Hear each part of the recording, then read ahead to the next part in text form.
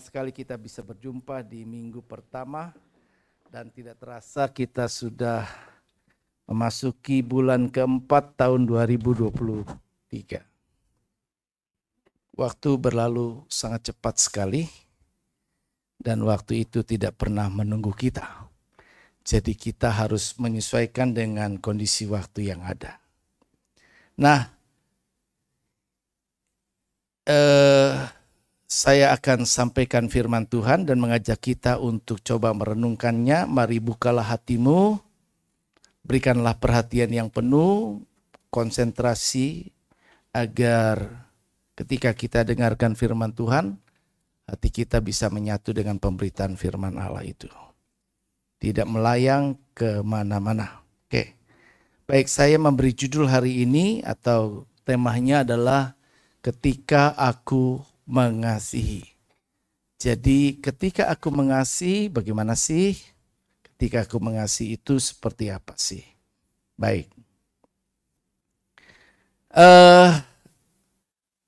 Mungkin kita tentunya kalau bicara tentang kasih nggak asing lah ya. Bahkan kita mungkin sudah terlibat banyak di dalam hal yang tentang kasih itu. Nah, selama kita mengalami kasih terhadap Tuhan maupun kasih terhadap sesama, pernahkah kita juga mengalami kekecewaan di dalam mengasihi? Dan kalau kita sendiri pernah merasa bahwa kita pernah kecewa dalam mengasihi, mungkinkah juga kita pernah juga berpikir, mungkin gak ya Allah juga pernah kecewa di dalam mengasihi kita? Ada seorang pengajar teologi, seorang dosen doktoral, namun mengajar mahasiswa di bawahnya, pernah berkata dalam sebuah renungan khotbah dalam pertemuan alumni SMA Negeri 1 di mana saya ada, berkata Tuhan itu tidak pernah kecewa. Ya, tentu perkataan statement ini menjadi tanda tanya ya, benar nggak Tuhan nggak pernah kecewa? Wong kita manusia pernah juga sih merasakan kecewa. Nah, mungkinkah pernah juga Tuhan merasa kecewa karena kasih Tuhan yang begitu besar, dianggap sepi, tidak pernah bersambut, tidak berarti, tidak dibutuhkan, tidak dihargai. Namun kita tahu yang pasti bukan itu yang kita mau bahas, tetapi ada satu kasih yang tidak pernah mungkin dikecewakan, yaitu tentunya adalah bagaimana kasih kita kepada Tuhan. Karena ketika kita mengasihi Tuhan, itu udah pasti jawabannya nggak pernah diragukan oleh kita sekalian juga, bahwa kita tidak akan pernah dikecewakan.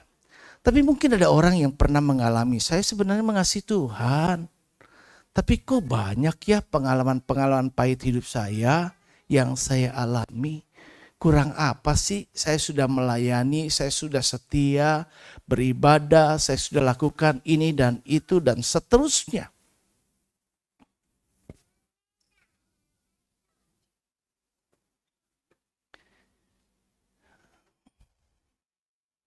Pengalaman kita kadang berbicara lebih keras kadang-kadang. Tapi sekali lagi bahwa memang gak pernah kok, gak pernah. Tuhan dan saya sampai hari ini meyakinkan bahwa kalau mengasihi Tuhan adalah kasih yang tidak akan pernah dikecewakan. Paling tidak alasannya karena memang Tuhan mengasihi kita kok. Kalau Tuhan mengasihi kita, bahkan Dia ingin kita mengasihi Dia. Firman Tuhan di dalam Yakobus pasalnya yang keempat ayat 8 ini yang kita baca bersama.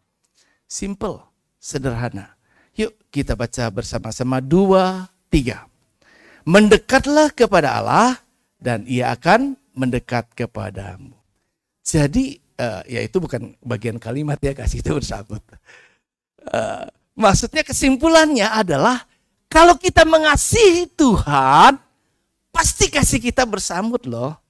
Karena firman ini aja udah menjamin. Tuhan sendiri berkata, mendekatlah kepada Allah maka Ia akan mendekat kepadamu.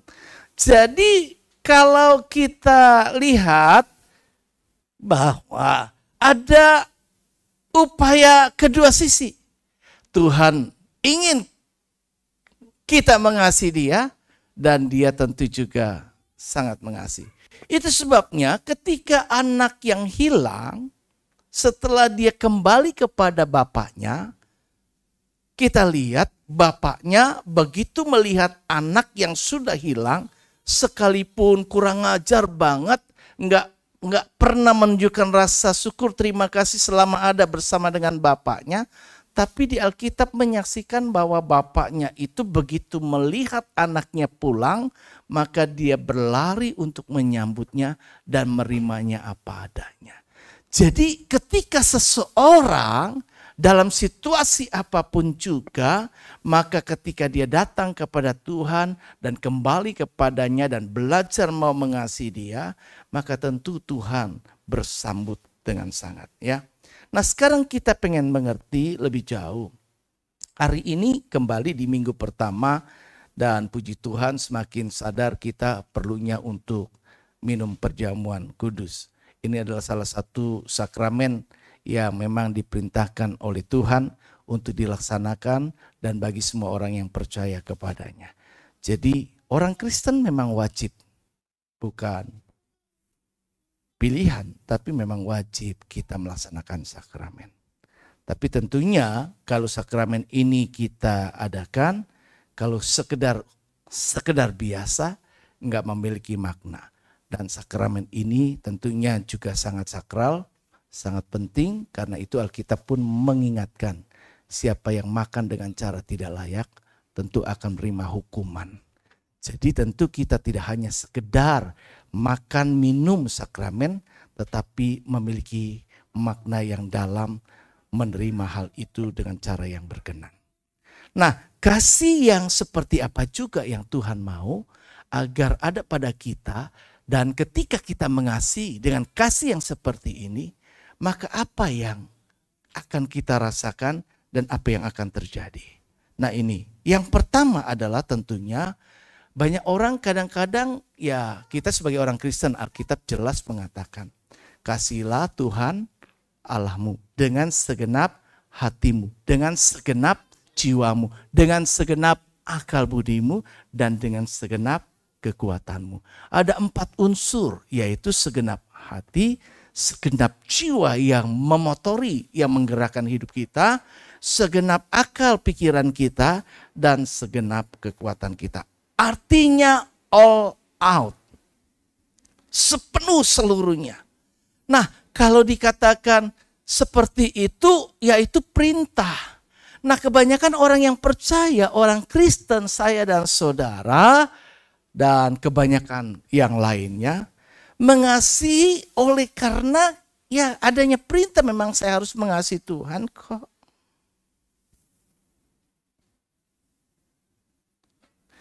Saya diharuskan mengasihi. Nah, zaman dahulu memang kan seringkali kasih itu nggak tercipta dulu, maka hubungan yang terjadi pada orang lawan jenis karena dijodohkan. Tetapi di zaman modern sekarang tentu nggak mau kita melakukan hal itu. Baik orang tua tidak lagi melakukannya, apalagi kita pribadi. Nggak mungkin kita mau. Nah, berarti tentu kita ingin mengasihi oleh karena adanya hubungan. Oleh karena ada orang yang berkata, ketika saya ketemu dia, nggak ngerasa apa-apa. Orang suka bilang, gua nggak ada setruman begitu kan. Nah, kalau bicara setruman berarti ada connect, ada sesuatu yang terjadi. Jadi yang pertama, kasih yang bagaimana yang seharusnya ada pada kita adalah kasih, yaitu yang dibangun di atas hubungan pribadi yang kokoh. Artinya kasih itu bukan karena diperintah, kasih itu bukan karena saya harus mengasihi Tuhan, tetapi kasih yang memang terjadi atas hubungan yang terjadi dengan Tuhan. Nah, masalahnya sekarang sebagai orang yang percaya, kalau ditanya dan bisa menyanyikan lagu dengan lantang, aku mengasihi Engkau Yesus, dengan segenap hatiku. Pertanyaannya, ketika aku mengasihi itu, apakah kasih yang ada ini yang terbangun karena hubungan kita dengan Tuhan yang semakin dekat, semakin intim, dan seperti halnya manusia, merasa getaran gak sama Tuhan? Nyetrum gak? Connect gak sama Tuhan? Sehingga kita bisa menjalankan kehidupan yang mengasihi Tuhan dengan segenap hati, segenap jiwa, segenap akal budi, dan segenap kekuatan. 1 Korintus 8 ayat 3 mengatakan, tetapi orang yang mengasihi Allah, ia dikenal oleh Allah. Ketika saya dan saudara merasa mengasihi Tuhan, pertanyaan balik yang perlu kita renungkan di sisinya Tuhan. Apakah Tuhan kenal saya kalau saya mengasihi Tuhan? Tuhan pernah bertanya pada Petrus, Petrus, apakah engkau mengasihi aku? Tuhan kenal Petrus? Kenal ya? Masa gak kenal sih? Gak kenal. Kenapa Tuhan masih nanya sama Petrus, apakah engkau mengasihi aku? Apa Tuhan gak kenal? Ini pernah saya bahas waktu Kasela kemarin di umum. Dan yang ikuti tentu mengerti. Tapi lebih daripada yang kemarin saya sampaikan. Bahwa Petrus, Yohanes, Yakobus. Dan di luar dari 3 ini, ada 9 lainnya. Mereka adalah orang-orang yang dipilih Tuhan, yang dipanggil Tuhan untuk ikut dengan Tuhan.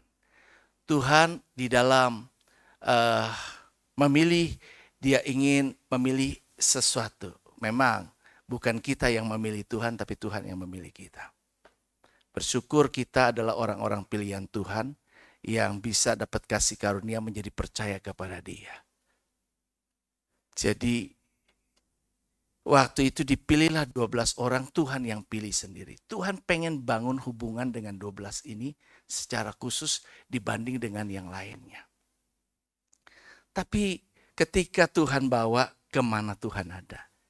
Ketika Tuhan libatkan, di mana ada hal-hal yang Tuhan kerjakan. Bahkan ketika ia datang berdoa membangun hubungan dengan Tuhan Bapaknya, dengan Bapaknya. Kemudian 3 yang menjadi ring 1 ini ternyata gagal sama-sama ikut masuk ke dunianya Tuhan. Kalau Tuhan berdoa waktu di Taman Getsemani juga kan, suruh kan tinggal sini ya. Tapi Tuhan berdoa, mereka nggak terkonek juga untuk ikut yuk. Kita walaupun dia menyendiri ke sana maju, kita juga ikut yuk, kita doa sama-sama 3 ini.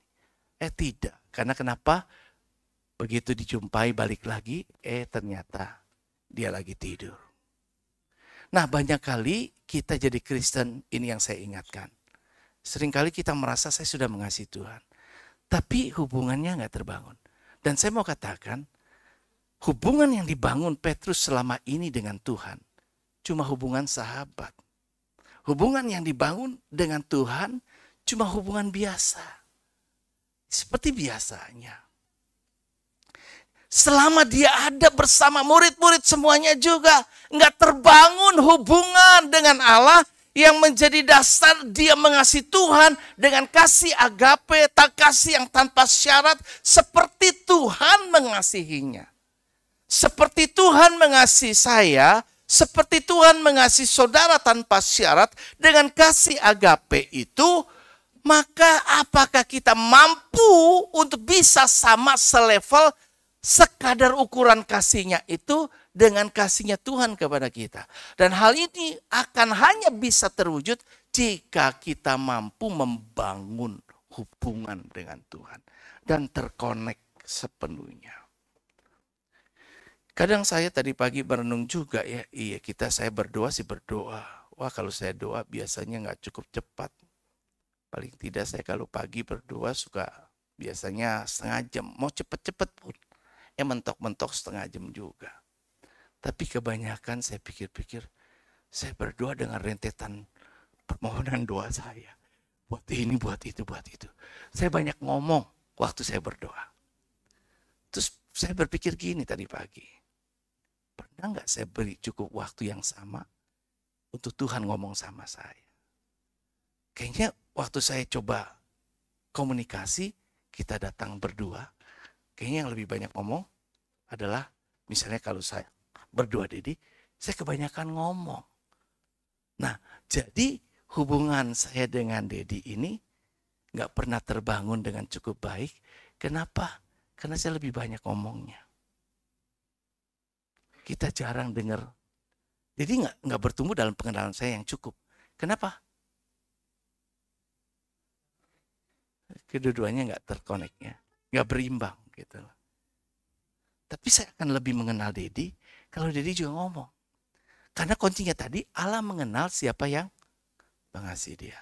Pertanyaannya sekarang, kan tentu kalau kita tahu kan, kita kan pernah merasakan siapa sih yang sayang sama kita, siapa sih yang mengasihi kita, betul nggak? Kenapa? Ya pasti ada tanda-tandanya, pasti dong ada hubungannya. Kalau tidak tentu enggak. Nah, kita lihat, itu udah jaminan, udah satu hal yang pasti. Yang saya ingin kita garis bawahi hari ini adalah bahwa enggak sekedar kasih loh, tapi kita harus mengasihi Tuhan itu dari dasar hubungan yang pribadi. Nah, sejauh mana sih kita investasikan waktu-waktu kita itu dengan Tuhan sehingga terbangun satu kasih yang memang kuat, kokoh. Karena hubungan yang kokoh tadi. Atau seperti murid-murid juga.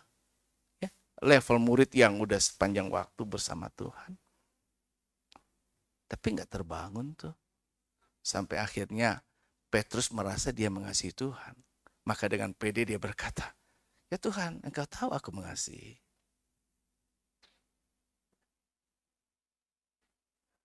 Tapi kasih yang kayak apa aku tahu. Kamu cuma mengasihi aku seperti ini. Nggak terbangun kok hubunganmu. Kamu bersama aku, kan bukankah kadang-kadang sering kita banyak ya. Kita waktu bersama, tapi kembali sibuk masing-masing kan. Apalagi di era sekarang. Ya terbiasa sih, saya juga masih belajar. Kita biasa buka, ketemu di atas meja, di depan sama-sama satu meja pun, yang terbangun apa? Bukan ketika bersama kita ngobrol hati ke hati, taruh HP, tapi kan yang terjadi adalah buka HP masing-masing kan. Sibuk dengan kita punya. Jadi waktu sama-sama duduk, tapi nggak terjadi satu hubungan. Kita merasa, saya udah kasih waktu kok sama kamu. Saya sudah bersama dengan kamu kok. Seperti sekarang pun, ketika kita datang beribadah, kita kasih waktu kok sama Tuhan. Tapi dalam ibadah terjadi nggak koneksi, satu hubungan relasi yang terbangun baik. Setelah saudara pulang dari ibadah ini, apakah saudara merasa lebih intim dengan Tuhan? Saudara merasa lebih dekat sama Tuhan? Atau justru malah bahkan di ibadah pun kita sibuk dengan HP kita, dengan ngobrol selama, dengan apa. Bahkan kita ngantuk, kita tidur. Gak terbangun. Coba ada satu hubungan yang terbangun luar biasa. Alkitab menceritakan satu contoh di dalam hubungan Yonatan dengan Daud. Nah, dalam 1 Samuel pasal 18 ayat yang ke-1, karena hubungan yang begitu luar biasa, dikatakan berpadulah jiwa Yonatan dengan Daud. Dan Yonatan mengasihi dia seperti jiwanya sendiri. Ada kalimat yang mengatakan seperti dirinya sendiri, tapi bahkan kalimat ini menulis dengan seperti jiwanya sendiri. Apa yang menggerakkan dia, itulah yang ada di dalam pikirannya. Ku di tanganmu, ku di hatimu, di pikiranmu, ya. Jadi selalu ada, nempel dalam setiap gerak kegiatan. Karena apa? Berpadu, menyatu. Kalau menyatu, itu bagaikan koin yang terdiri dari dua sisi, disatukan cuma yang nampak cuma satu. Tapi kalau cuma arsiran, koin, pisah, yang terjadi cuma irisan yang bagian ada itu saja, sementara bagian-bagian lain kosong. Nah, yang terjadi pada Daud dan Yonatan ini luar biasa, menjadi sebuah contoh kasih yang seharusnya terjadi pada kita terhadap Tuhan. Kalau itu terjadi, maka karena hubungan yang kokoh seperti Yonatan, 1 Samuel 18 ayat yang ketiga selanjutnya menyaksikan, Yonatan mengikat perjanjian dengan Daud karena ia mengasihi dia seperti dirinya sendiri. Sehingga ada komitmen dari Yonatan terhadap Daud dan begitu juga sebaliknya. Dan komitmen itu diwujudkan oleh Daud sampai pada akhirnya ketika akhir cerita kehidupan kisah keluarga daripada Saul, Yonatan mati sekalipun, maka siapa tuh anaknya yang pincang tuh, pecok begitu kan. Tapi tetap diperlakukan Daud sangat istimewa. Bahkan makan seraja dengan dia, semeja dengan dia sebagai raja. Komitmen yang kuat terbangun. Sekalipun orangnya sudah tidak ada. Mengikat perjanjian dengan Daud. Nah, hal yang seperti ini, apakah Tuhan ikat perjanjian dengan kita? Yesaya menulis, Tuhan mengasihi kita dengan kasih yang kekal. Kalau dulu aku mengasihi, sekarang aku mengasihi, dan sampai kapanpun aku mengasihi. Dalamnya kasih Allah kepada saya dan saudara juga dinyatakan oleh Allah dalam 1 Yohanes 3 ayat 16. Dia berkata, karena begitu besar kasih Allah akan dunia ini. Jadi apapun tidak ada yang dapat memisahkan kita dari kasihnya Allah yang ada dalam Kristus Yesus Tuhan kita. Roma 3 ayat 39 menyatakan, atau kuasa-kuasa baik yang di atas maupun yang di bawah ataupun sesuatu makhluk lain tidak dapat memisahkan kita dari kasih Allah yang ada dalam Kristus Yesus Tuhan kita. Itu sebabnya ada sakramen perjamuan kudus ini. Sakramen ini diperintahkan Tuhan cuma dengan satu maksud, supaya engkau memperingati kematian Tuhan sampai ia datang. Artinya biar dengan kematian yang kau peringati, engkau kembali ingat betapa aku telah mengasihi engkau dan telah begitu rupa melakukan segalanya buat engkau. Sampai detik ini, manusia orang percaya yang kepada Tuhan tetap diminta untuk tidak melupakan kasih Allah. Dan kasih Tuhan kepada kita tidak pernah bisa diganggu gugat. Tidak pernah bisa terpengaruh dengan apapun. Tidak bisa kita dipisahkan dari kasih Allah. Sekalipun kita sering tidak kurang bahkan tidak mengasihi Tuhan dengan seperti yang Tuhan kehendaki. Tapi Tuhan tetap mengasihi kita. Dia bahkan berkata bukan cuma sekedar kasih yang kekal tanpa bukti. Kasih Tuhan yang kekal itu tetap diperingatkan untuk mengingatkan kita ketika Tuhan pernah kecewa. Tuhan pernah kecewa. Jadi kalau ada bilang Tuhan gak pernah kecewa, ya Tuhan pernah kecewa. Tuhan pernah kecewa ketika dia lihat kecenderungan manusia yang diciptakan. Awal niatnya Tuhan ekspektasi ini aku kasih kehendak bebas supaya dia punya inisiatif bisa nyenengin saya. Tetapi pada kenyataannya enggak ya. Enggak. Pada kenyataannya tidak. Nah kemudian kita lihat di situ bahwa akhirnya Tuhan karena saking ya namanya batas kesabaran bisa aja sampai habis. Seperti Tuhan juga. Akhirnya Tuhan rencanakan aku musnahkan deh. Aku musnahkan dengan air bah. Waktu Tuhan musnahkan dengan air bah. Tuhan tuh namanya orang yang sayang. Dasarnya sudah cinta, udah ada kasih. Waktu Nuh itu selamat dan keluar. Dia persembahkan persembahan. Wah Tuhan berkenan. Ya. Maka Tuhan mulai ikat perjanjian. Dia bilang aku sekalipun kayak bagaimana kejahatan manusia. Enggak lagi akan hukum manusia dengan air bah. Ya, Tuhan nyesel juga udah hukum manusia dengan air bah. Maka dia bilang, aku meletakkan tanda dari janjiku ini, yaitu pelangi. Betul enggak? Jadi sehabis hujan, supaya Tuhan nggak kelewatan lagi hukum, terus hujan, sampai akhirnya manusia kebanjiran, meninggi, bahkan gunung ketutup, dan manusia mati. Maka Tuhan taruh pelangi. Manusia bisa lihat, wah pelangi yang indah. Artinya kasih Tuhan begitu indah. Ya, Dia tetap mengingat kita. Sekalipun kadang-kadang orang bisa emosi.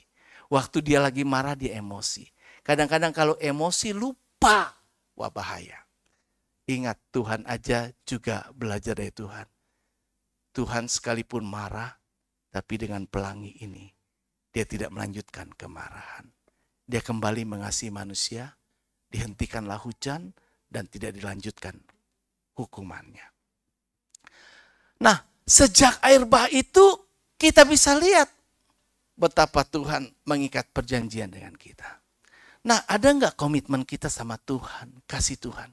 Tuhan, hari ini, pagi ini, setelah saya dengar firman ini, bahwa yang Tuhan inginkan kasih saya kepadamu adalah kasih yang memang dibangun di atas hubungan yang kokoh, hubungan yang intim. Nah, kalau hubungan yang intim sekarang, bagaimana dengan doa-doa kita kepada Tuhan? Apakah cukup kita bangun hubungan doa kita dengan Allah? Apakah cukup kita mendengar suara Allah melalui Alkitab, firman Tuhan? Ataupun dengan seperti ini. Apakah cukup semuanya tadi? Bisa membuat kasih kita kokoh, komit sama Tuhan. Nggak tergoncangkan. Kesusahan boleh terjadi, apalagi nanti menjelang akhir zaman. Sekali lagi diingatkan, dan saya selalu ingat itu. Seberapa kokohnya kasih kita sama Tuhan. Sehingga kita sekali Yesus tetap Yesus. Seberapa kokohnya orang-orang yang ada di sinode GBI. Sehingga berkata sekali GBI tetap di GBI. Sekarang banyak yang sudah mulai. Kenapa bisa begitu? Kasih kebanyakan orang akan menjadi dingin. Nah, ketika aku mengasihi, ini loh yang saya mau katakan. Buktinya, kalau kita mengasihi, ketika aku mengasihi yang dibangun di atas hubungan tadi, pasti ini mudah dilakukan kok. Kita akan prioritaskan. Ada terjadi prioritas. Yang dikasih menjadi yang paling penting. Manusia menjadi yang paling penting kok bagi Tuhan di antara semua ciptaannya. Sampai-sampai segala sesuatu yang paling utama di pikiran Tuhan adalah manusia. Jadi Alkitab tetap menulis karena begitu besar. Dan ditulis Alkitab bagian lain, kasih Tuhan panjang, lebar, tinggi, dan dalam. Ya, dalamnya tak terselami. Luar biasa pondasi kasih Tuhan. Maka saya menjadi pribadi yang diprioritaskan Tuhan. Saudara menjadi pribadi yang diprioritaskan Tuhan. Saudara ada dalam rancangan Allah. Saudara ada dalam pikiran Allah. Saudara ada dalam segala sesuatu dari upaya Tuhan untuk melakukan sesuatu yang terbaik buat kita. Kemudian proaktif, tidak pasif, tidak bersifat menunggu. Melainkan jemput bola. Allah kalau nunggu kita mengasihi, udah selesailah kita. Kita nggak mungkin bisa cukup mengasihi Tuhan dengan baik. Tapi sekalipun kita nggak cukup berimbang, Allah nggak membohongi dirinya. Aku mengasihi manusia. Karena itu dia proaktif. Kalau manusia masih bandel, masih nggak bisa ngikut apa yang Tuhan mau, masih nggak taat, masih nggak nyambung dengan apa yang Tuhan kehendaki, akhirnya seperti manusia ngomong dengan makhluk lainnya, berkomunikasi, masih juga nggak paham, masih juga nggak paham. Kalau saya berpikir kayak gini, semut, ya kan? Kalau kita bilang sama semut, awas sana pinggir, gue mau lewat. Dia kagak ngerti. Begitu saya injak begini, malah dia molos begitu kan, coba molos. Masuk menerobos begitu ke tempat lain. Jadi akhirnya dipikir-pikir sering kali kita berusaha keluar dari apa yang Tuhan mau. Tapi akhirnya Tuhan datang proaktif. Aku harus jadi manusia. Paling tidak dengan aku jadi manusia, manusia bisa mengerti bahasa aku. Selebihnya up to you. Dan Tuhan sudah jadi manusia. Dia jadi Yesus Kristus yang berbicara. Dan firman-Nya disampaikan sampai detik ini. Di setiap penjuru dunia. Supaya manusia mengerti. Allah proaktif. Kalau ada orang yang mengasihi Tuhan, kita juga harus mengasihi Tuhan. Dengan ada proaktif sama Tuhan. Datang, aktif segala macam. Bukan pasif, gak diam. Kalau kita menjadi Kristen yang diam pasif, pertanyaannya benar gak saya mengasihi Tuhan? Dan ada inisiatif, ya, ada usaha, segala sesuatu. Nggak tunggu diperintah, nggak tunggu ya jalaninnya kayak gitu. Kan yang tadi kan, kenapa Tuhan kasih kita beda dengan makhluk lain, kehendak bebas. Karena Tuhan ada mau, ingin dapat inisiatif dari kita, ya, dari kemauan kita sendiri. Nggak cuma karena disuruh, nggak cuma diperintah, tolong dong ini, tolong dong itu. Tapi ada inisiatif. Ya sekarang ada terbiasa inisiatif bawain air kepada pengkhotbah. Ya puji Tuhan gitu loh. Kalau saya udah mulai batuk-batuk, ada juga inisiatif ya kan yang berikan minum. Nggak nunggu saya minta minum dong begitu kan. Itu sudah terbiasa. Tapi bukan itu yang dimaksud. Lebih daripada itu terhadap Tuhan. Bagaimana inisiatif yang sudah kita lakukan untuk Tuhan. Apa sih yang buat Tuhan itu senang dan semakin jatuh cinta sama kita?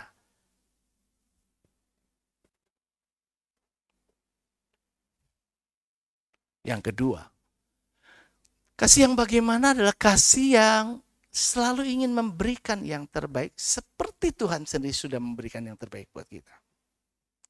Kalau kita bicara jujur, kita mengasihi. Pasti orang yang mengasihi selalu kepengen memberikan yang terbaik. Kasih bukan sekedar sebuah pernyataan ucapan bibir saja, tetapi sebuah perbuatan yang nyata dalam keinginan yang selalu memberi. Ketika kita sungguh-sungguh mengasihi Tuhan, maka tentunya kita tidak hanya sekedar memberi saja, maka tetapi juga memberikan yang terbaik. Karena biasanya orang yang benar-benar mengasihi itu terbangun oleh karena hubungan yang kokoh, yang dia akan upayakan adalah bukan sekedar beri, tapi beri yang terbaik. Begitupun kita tahu dan yakin percaya bahwa Tuhan sudah lakukan itu karena dia memang sungguh-sungguh mengasihi kita semua. Dia berikan yang terbaik buat kita. Yonatan kembali dengan Daud, kita lihat contohnya. Yonatan pun ketika dia mengasihi Daud sedemikian rupa, berpadulah jatuh cintanya Yonatan kepada Daud bukan eros, bukan hubungan lawan jenis atau sesama jenis yang terjadi di masa dunia modern sekarang ini sehingga terjadi LGBT, tetapi hubungan yang terbangun dalam satu hubungan persahabatan yang luar biasa antara Daud dengan Yonatan. Nah, kita lihat bahwa kalau ada kasih dan ketika Yonatan mengasihi Daud, maka kita bisa lihat begitu rupa Yonatan ditulis Alkitab. Oke, ini ya. Oh, ketutup itu di atas. Oke. Nah, pemberian terbaik yang dilakukan Yonatan terhadap Daud yang sungguh sangat dikasihinya itu dinyatakan dalam 1 Samuel 18 ayat kemudian yang ayat yang keempat. Nah, Yonatan menanggalkan jubah yang dipakainya dan memberikannya kepada Daud, juga baju perangnya, sampai pedangnya, panahnya, dan ikat pinggangnya. Wow, luar biasa. Ya, dalam menyatakan kasih Tuhan, maka Allah tidak tanggung-tanggung memberi. Ia juga telah memberikan yang terbaik, yaitu anaknya yang tunggal. Satu-satunya. Coba tanggalkan pakaian. Yonatan waktu itu tanggalkan jubahnya. Kalau kita ulas hubungan Yonatan dengan Daud, Yonatan punya alasan untuk tidak mengasihi mengasihi Daud. Kenapa? Ini ancaman loh sebenarnya Daud itu. Dia itu putra mahkota. Tapi bapaknya pernah sempat senang sama Daud kan? Senang banget sama Daud. Bahkan prestasi Daud dalam membantu bapaknya lebih daripada prestasi bapaknya. Ya, Saul mengalahkan musuh berapa? Beribu-ribu, ya? Tapi Daud mengalahkan musuh berlaksa-laksa. kemudian rakyat mulai memuji Daud lebih daripada memuji Saul. Wah, ini ancaman. Kalau nanti bapaknya senang, dia lebih ini, mungkin dia akan lebih percaya kepada orang lain daripada kepada anaknya. Tapi anaknya tidak melihat hal yang seperti itu.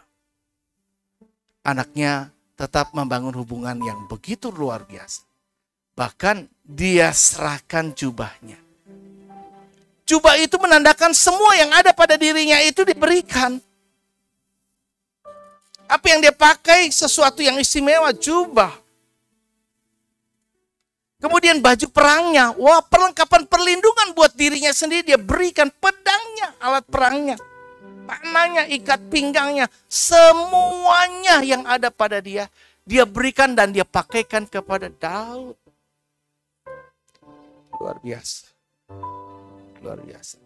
Kita dalam mengasihi sama kita aja gak mampu bisa seperti Yonatan mengasihi Daud.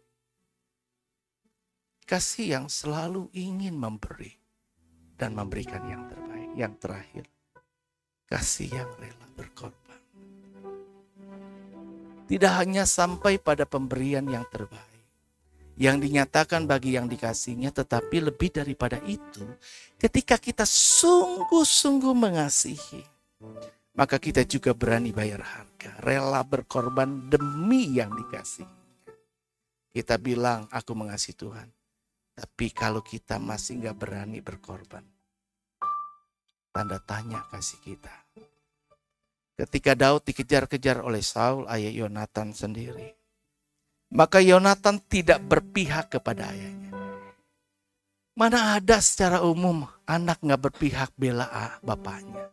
Gak ada. Kita akan condong cenderung hubungan orang tua dengan anak lebih daripada hubungan dengan yang lain. Ikatan darah lebih kuat. Tapi yang terjadi pada Yonatan terhadap Daud bisa mengalahkan itu. Yonatan tidak berpihak kepada bapaknya. Tidak bela-belain bapaknya. Tidak ikut-ikutan benci. Tidak ikut-ikutan membantu bapaknya untuk membinasakan. Ini saingan saya nih. Ini potensi yang bisa membahayakan posisi saya sebagai anak raja yang akan menjadi penerus kerajaan ke depan. Tapi dia lihat secara objektif, ini bapaknya salah. Kasih itu enggak buta. Yang bilang kasih buta ya berarti mengasihinya salah. Kasih itu melek. Dia bisa mengerti kenapa saya mengasihi. Walau memang ada hal-hal yang gak bisa dipikirkan secara logika. Tapi dia bisa membedakan. Gak kemudian karena kita mengasihi seorang dia salah, sampai apapun juga kita kemudian bisa dibikin benar. Itu buta namanya. Tapi Yonatan ngerti. Dia bukan gak mengasihi bapaknya, dia mengasihi bapaknya. Tapi dalam konteks ini terhadap sikapnya kepada Daud salah. Dan kasihnya kepada Daud. Dia rela bertentangan dengan orang tua. Dia bantu Daud agar terhindar dari keinginan bapaknya untuk membinasakan dia. Diupayakan segala sesuatu agar Daud terhindar dari celaka. Kasih yang dilakukan dengan kerelaan daripada Yonatan terhadap Daud semasa kehidupannya itu ngebekas, itu ngedalam banget. Dan bagi Daud,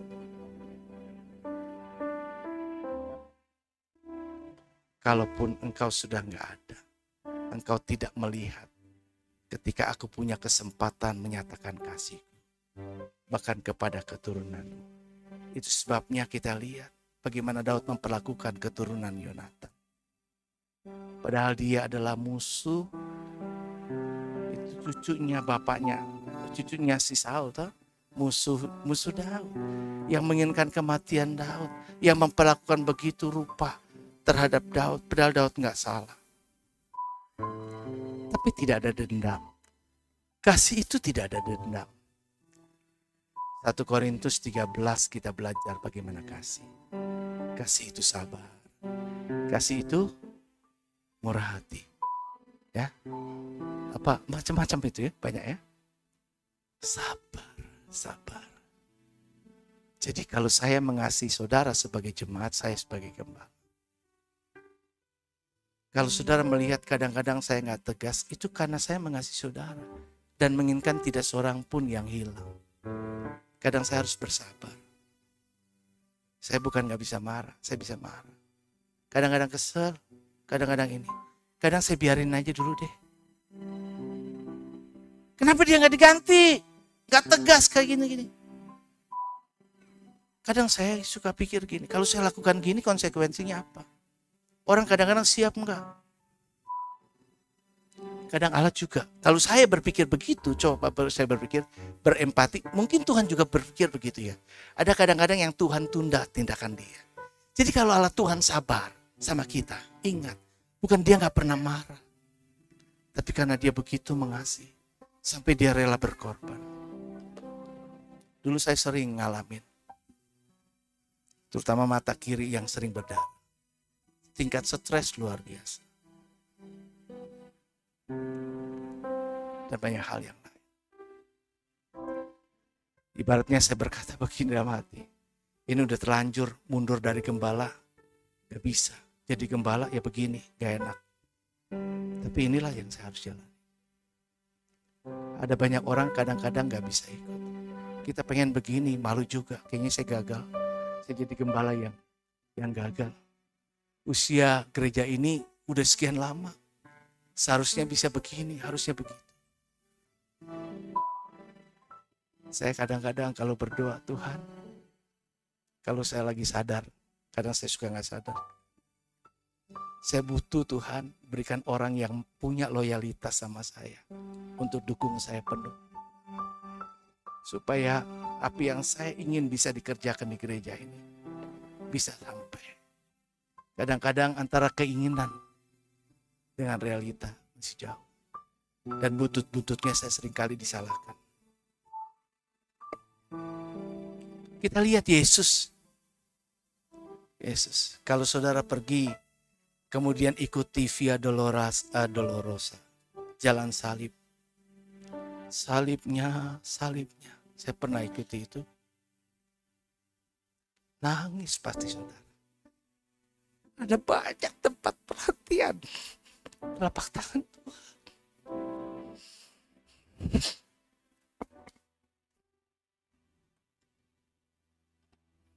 Kalau lihat itu, wah sedih banget.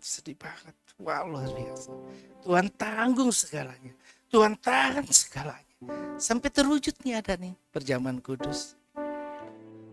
Itu proses. Saya seringkali melihat dan kita sendiri belum sampai ke situlah. Kita lebih memilih hidup nyaman. Singkat cerita, saya tutup aja slide terakhir. Kasih tanpa pengorbanan cumalah ucapan bibir belaka.